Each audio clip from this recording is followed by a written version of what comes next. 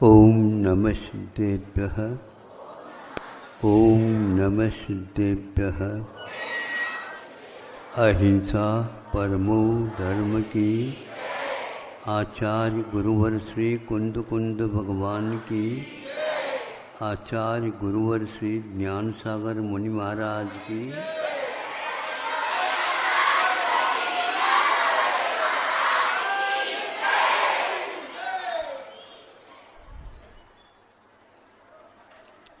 प्रत्येक क्षेत्र में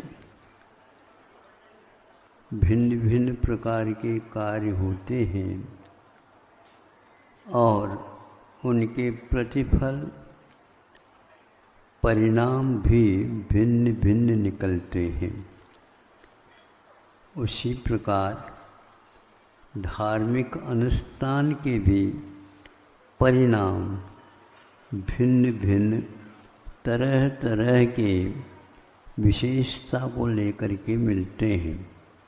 इतना अवश्य है वह परिणाम देखने को उपलब्ध तब होते हैं जब वह व्यक्ति अनुष्ठान करने वाला वहाँ पर जाकर के जन्म ले लेता है। उस व्यक्ति को देख करके कई प्रकार के मन में परिणाम आ सकते हैं। हम भी इसी प्रकार यदि करते तो संभव था परिणाम हमें भी मिल जाते।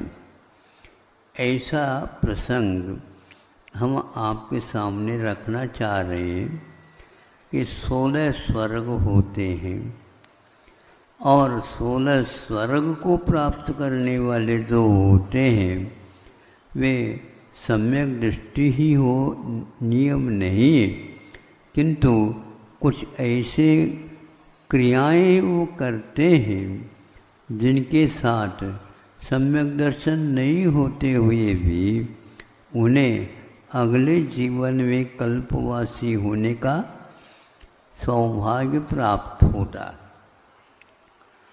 आप महाराज सौभाग्य कैसे कह रहे हो? ये तो सामान्य स्वर्ग की बात है। समय पर इसका फल आपको ज्ञात हो जाएगा।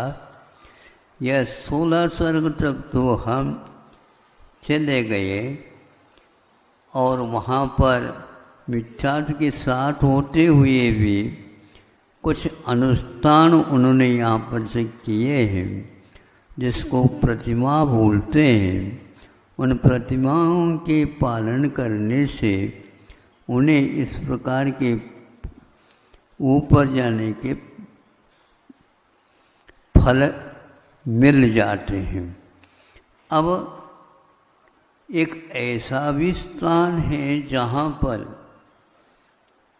किसी के ऊपर अधिकार नहीं चलाना और किसी से अनुशासित भी नहीं होना। ऐसे भी स्थान हैं और वो विशेष स्थान माने जाते हैं जिसको अहमिंद्र बोलते हैं। मैं ही इंद्र हूँ, मैं ही राजा हूँ और मैं ही प्रजा हूँ।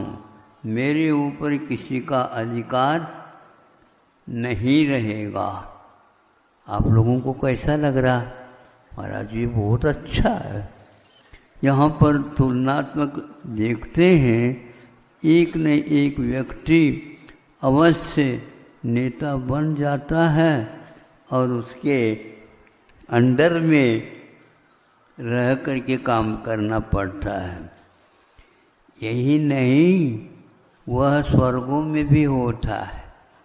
महाराज वहाँ पर भी होता है। स्वर्गों में तो आप कल्पवासी कह रहे थे, तो कल्पवासी दूसरे कल्पवासी के लिए अंडर में कैसे रहेगा? हाँ रहेगा। जिसने जितना काम किया है, लिखा है पेपर, उतने ही तो नंबर मिलेंगे। उनको हमने वहाँ तक तो भेज दिया, वो अपने ही कार्य से गया, लेकिन वहाँ पर जाने के उपरांत किसी को घोड़ा बनना पड़ता है, किसी को हाथी बनना पड़ता है, किसी को हंस बनना पड़ता है, किसी को और बनना पड़ता है, और किसी को सारे विमानों को घुमाना पड़ता है। कितने विमान हैं? असंख्यात विमान हैं। महाराज, ऐसा कोई उपाय बताओ। हम अधिकार नहीं चाहते, लेकिन हमारे ऊपर अधिकार कोई न चलाए, ऐसा स्थान के लिए बता दो। जो जितने भी इंद्र होते हैं वो सारे के सारे ऐसे ही होते हैं, किसी से अनुशासित नहीं रहते। लेकिन कुछ लोगों को पाठ दिलाने के लिए उनको अधिकार दिया जाता है, और वहाँ पर भी यह कार्यक्रम चलता। 16 स्वर्ग तक ये व्यवस्था चलती है, और ऊपर उनके परिग्रह यानी पंचेंद्र के विषयों के भोग सामग्री तो कम होती जाते, क्वालिटी गुणवत्ता वो तो देखते ही रह जाए। वहाँ दूर बैठ जाए और यहाँ पर एक व्यक्ति पास बैठा है, इसकी जो है गंध सुगंधी जो इतर वगैरह लगा करके आए हैं तो उसकी भी गंध आती है, लेकिन वो बहुत दूर जो बैठा है उसकी गंध, उसकी महक तो पूरी सभा को ही बार हमारी ओर तो कम देखेंगे आप, और अपने नासिका को वहाँ पर भेज देंगे। ये किसका चमत्कार है? वो यहाँ पर उन्होंने इस प्रकार का अनुष्ठान किया। दूसरे के ऊपर जो अधिकार नहीं चलाना चाहता, उसके अधिकार में वहाँ पर भी हजारों करोड़ों देवी देवता पलते हैं, किंतु वह एक स्थान जहाँ पर अहमिंद्रिय रहता, अनुशासन किसी के ऊपर नहीं करता, और मिथ्या दृष्टि भी वहाँ पर कोई भी मान लो होते हैं, वो भी किसी से अनुशासित नहीं होते। किंतु महाराज, ये मिथ्या दृष्टि होकर के कैसे जाते हैं? जो व्यक्ति यहाँ पर रहते हुए भी मुनि बनने के बाद ही यहाँ से वहाँ जाएगा, उसके बिना कोई भी टिकट नहीं मिलेगा। एक दूसरा, यह मिथ्या दृष्टि रहते हुए वहाँ तक कैसे गया? चूँकि वह लेशा शुक्ल होने से कारण और मुनि बन करके घोर तपस्या करने से यह परिणाम उसको मिला है। फिर भी वहाँ जो मिथ्यात्व के साथ गया है वह उसके पास मिथ्यात्व भी रहेगा। वह सम्यक दृष्टि कैसा बन सकता है? उपदेश तो वहाँ होता है इन्हें। कोई भी मुनि महाराज दया करके यहाँ से वहाँ तक पहुँच जाए, छाया सम्य दृष्टि जैसे, अथवा तीर्थंकर प्रकृति को जिसने बंद कर लिया वह वहाँ जा कर के उनको संबोधित करे, ऐसा नहीं होगा। वहाँ पर संबोधन भी नहीं चलता।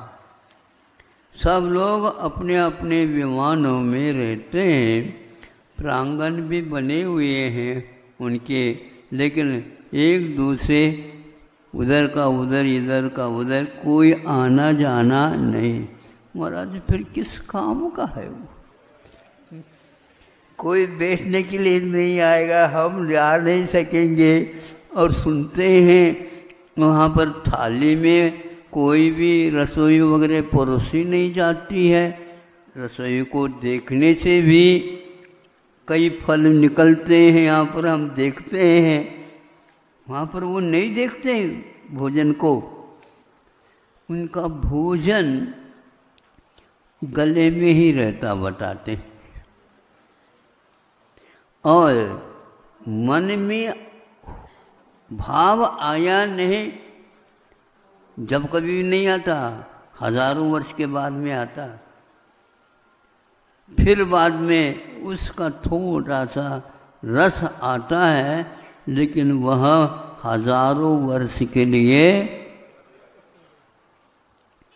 इच्छा ही नहीं होती। ऐसे भी मिथ्या दृष्टि यहाँ से वहाँ हो करके हो जाते हैं। किंतु एक विशेष बात बताना चाहता हूँ। दूसरे मान लो 12 भावनाओं का चिंतन कर रहे हैं, भक्तामृत जी का पाठ कर रहे हैं, शास्त्र चर्चा आदि को कोई करेगा नहीं, लेकिन स्वयं बैठ करके कोई इस प्रकार के शास्त्रों का आलोड़न कर रहा, मंथन कर रहा है, उसकी ध्वनि को सुन करके नहीं समझे, वहाँ के आस पास में रहने वाले देवों के ऊपर उसका प्रभाव पड़ता और उनको भी सम्यक दर्शन उसके फलस्वरूप होता है। हाँ, आप लोगों ने ताली बजा दिया, जो नहीं बजा पाए उनके मन में भी भाव होते हैं, देख करके होते हैं कि नहीं होते हैं। उसी प्रकार मिथ्या दृष्टि भी सम्यक दृष्टि हो सकता है, होता है।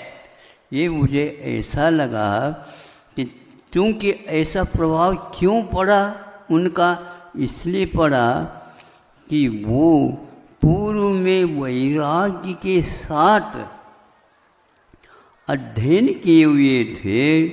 जो व्यक्ति निर्दोष चारित्र का पालन करता है, तो वहाँ पर जाने के उपरांत, अमिंद्र होने के उपरांत, अड़ोस पड़ोस के ऊपर भी उनकी सुगंधि का प्रभाव पड़ता है।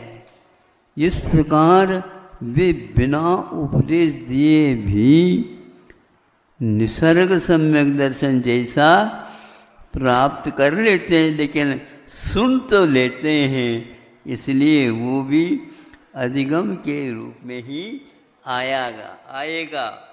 यह विषय हमने चर्चा के दौरान अथवा कहीं न कहीं पढ़ करके, और गुरुजी ने एक बार जो सबके सामने कहा था वह याद आ गया, आज आपके सामने रख दे। काम में तो आ गया वह। इसको सुनने से लोगों को सम्यक दर्शन उत्पन्न होता है। लिए सम्यक दर्शन के साथ वैराग्य का जो आलोड़न किया, उसका अहमिंद्र होना हो गया, ठीक है, किंतु प्रभाव भी वह आज तक विद्यमान है।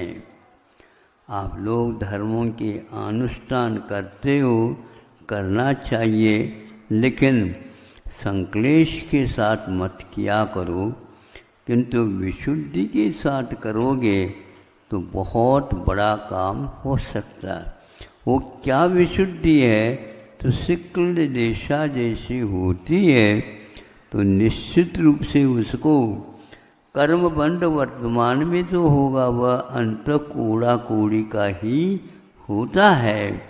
एक व्यक्ति को आप स्वस्थ देख करके, प्रसन्न देख करके, और अनेक धार्मिक अनुष्ठान गतिविधियाँ जो समाज में वह कराता रहता है, उसको देख करके भी वातावरण बहुत ही प्रभावित हो जाता है। इस प्रकार हम धार्मिक भावों को करते हैं तो वह अपने साथ वहाँ पर भी जा सकता है।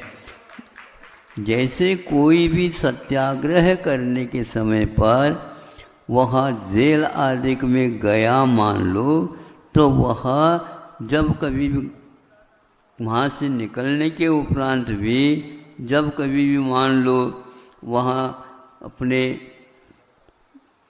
क्या कोई भी क्षेत्र मान लो जाना चाहता है तो उसके लिए आज भी टिकट मिलता है, मुफ्त कुछ नहीं लिया जाता।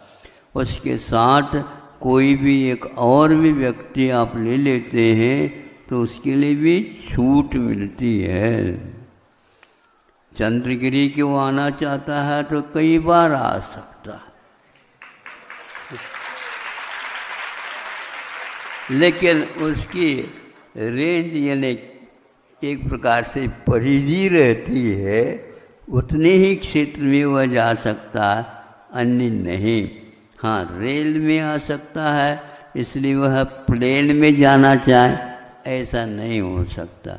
कुछ ही वाहनों का उपयोग किया जा सकता है। ऐसे सम्यक दर्शन का भी प्रभाव वह कालांतर में भी और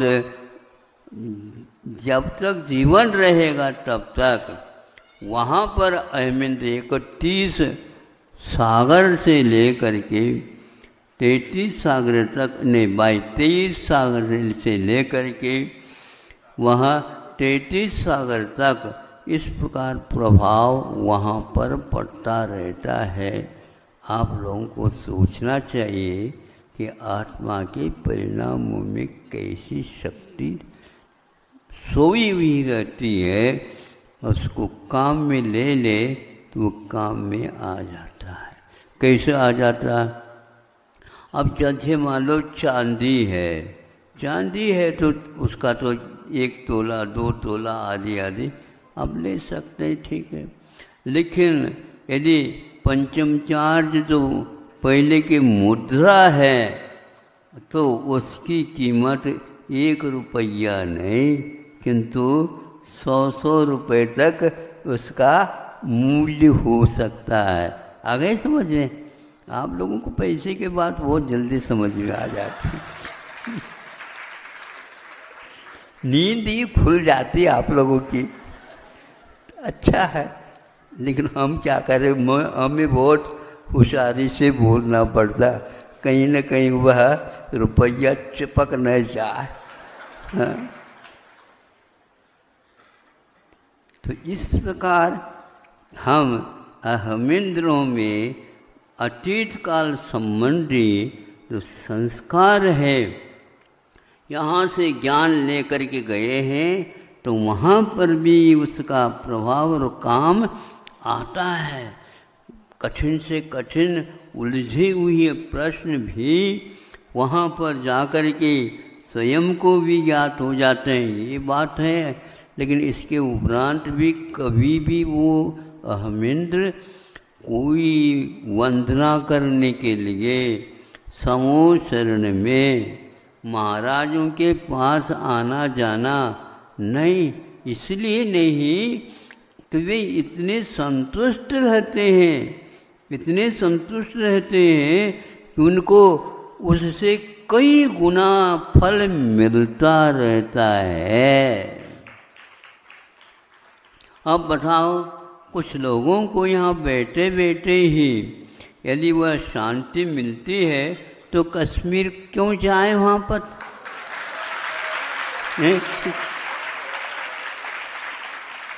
नहीं समझे?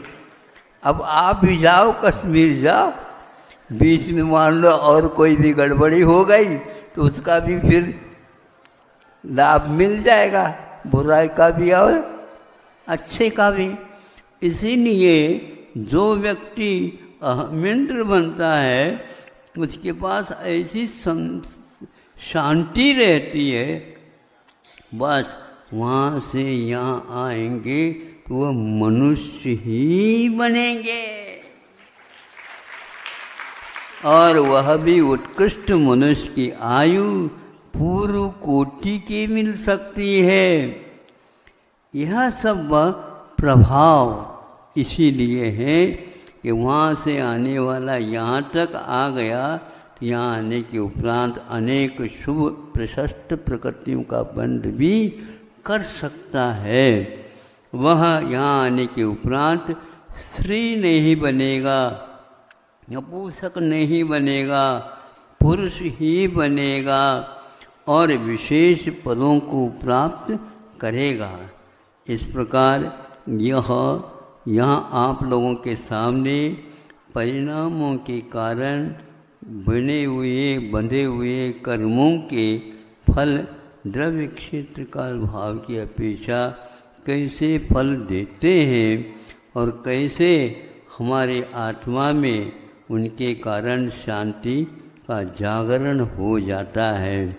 ऐसे ही आप बैठे बैठे इधर उधर के चिंतन न करके ऐसी चर्चा का, ऐसे वातावरण का उपयोग करते चले जाओ और आप लोगों के लिए बिना परिश्रम भी औरों को जो प्रेरित हो जाते हैं उनसे उनका भी कुछ फल आपको मिल सकता है, किंतु उनमें कमी ले करके नहीं, किंतु आपका अपने आप ही बोनस के रूप में, बोनस शब्द अच्छा है अब लोग, बोनस के रूप में, भत्ता के रूप में काम मिल सकता है। मिले सदुपयोग करें, इतना ही ठीक है। अहिंसा परमो धर्म की